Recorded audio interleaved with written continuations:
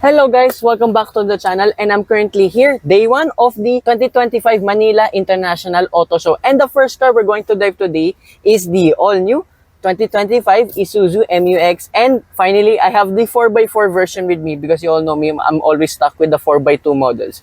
Anyway, so exterior-wise, yes, this is already a facelifted model. I kind of prefer the looks than the previous iteration of it. So I have a full in-depth review of that. Check that out on my channel. And side profile, it's kind of a bit the same too, especially the wheels and the rear. It's a completely new design. You have now a long LED light bar, and powering this thing is still the indestructible 3-liter turbocharged 4-cylinder engine that produces 190 horsepower and 450 Newton meters of torque, mated to a 6-speed automatic transmission.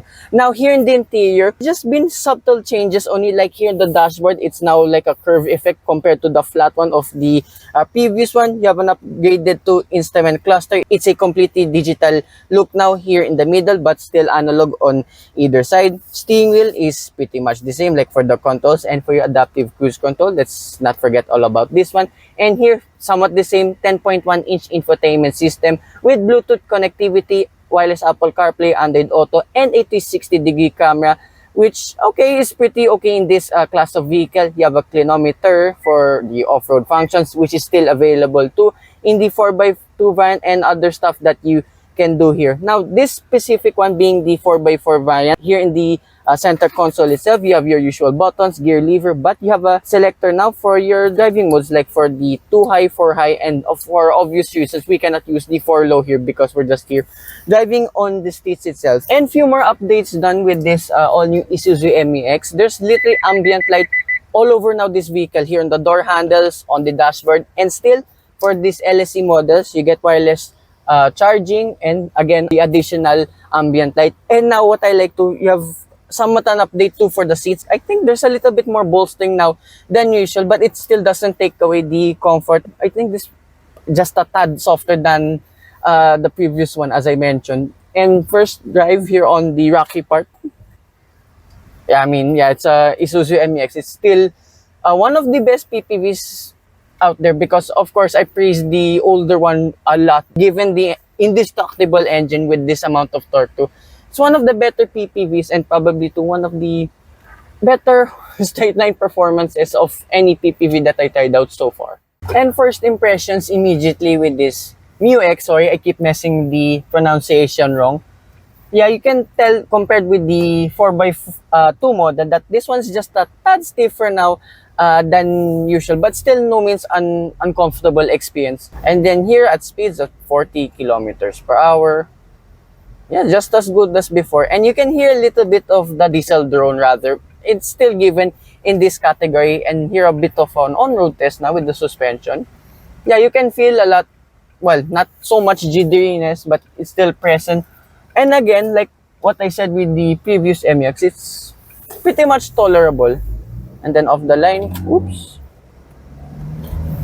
Yeah, given this has the 6-speed automatic transmission and a lot of torque, yeah, off the line, this is so peppy compared with the rest of its competition. And yeah, I really praise this MU-X a lot because, of course, it's an Isuzu and it's one of the better driving PPVs that I've encountered so far. And like before too, with the transition from auto hold and then you just wanna move forward, like here in a stoplight, it's buttery smooth. And here, just driving now a bit quicker now at 50 kilometers per hour.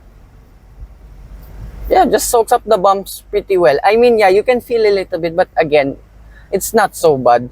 And the steering feel too, compared with the 4x2, you can tell this has a lot more heft now than usual. I did praise that too with the 4x2 model because surprisingly for a large SUV PPV, it's pretty light on its feet. And here now, let's try manual mode.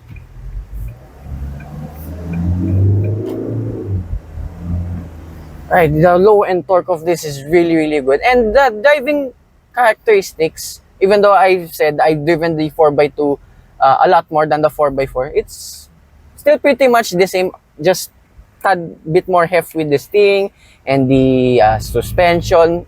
But overall, still a very good PPV.